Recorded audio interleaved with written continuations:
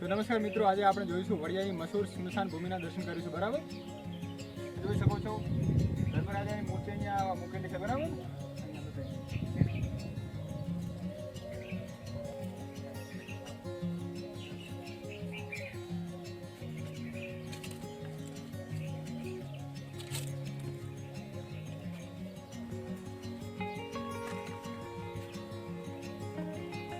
અહીંયા બહુ મસ્ત મજાના છોડવા વાવેલા છે. બરાબર,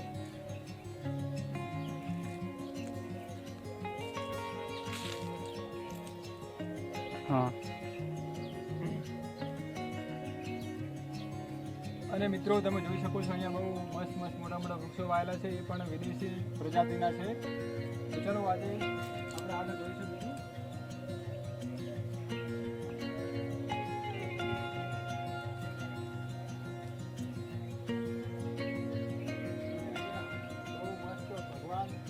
પ્રતિમા મૂકેલી છે.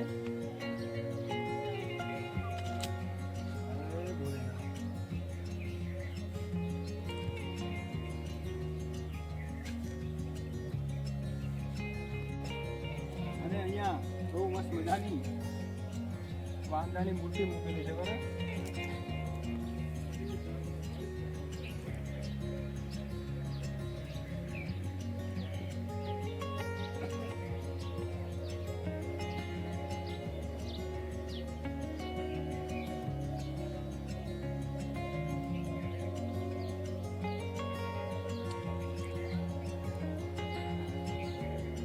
ચલો મિત્રો, હવે આપણે પાછળ જઈશું અને જોઈશું કે ત્યાં કઈ કઈ મૂર્તિઓ છે. બરાબર, તો ત્યાં તમે જોઈશું કે અહીંયા ભગીરથની મૂર્તિ છે. બરાબર, તે આપણે આગળ જઈને જોઈશું.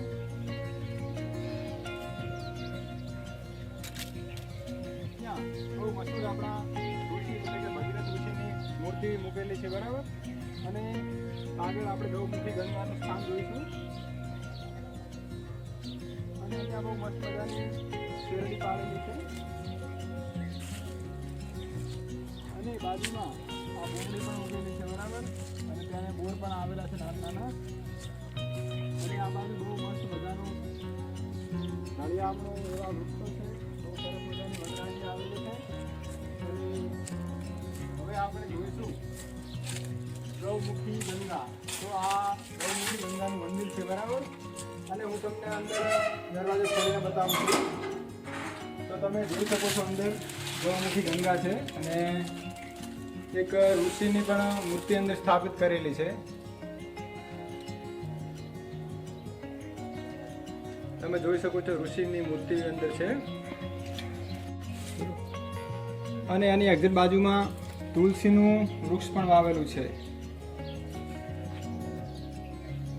તો મિત્રો, અહીંયા આજુબાજુમાં ઘણા બધા ગામડા છે, પણ આ એક જ ગામ એવું છે જેની અંદર સ્મશાન ભૂમિમાં આટલું સરસ મજાનું મંદિર બનાવેલું છે અને ભગવાન શિવની પ્રતિમા સ્થાપિત કરેલી છે. બરાબર, અને આજુબાજુ બહુ મસ્ત મજાના વૃક્ષો છે.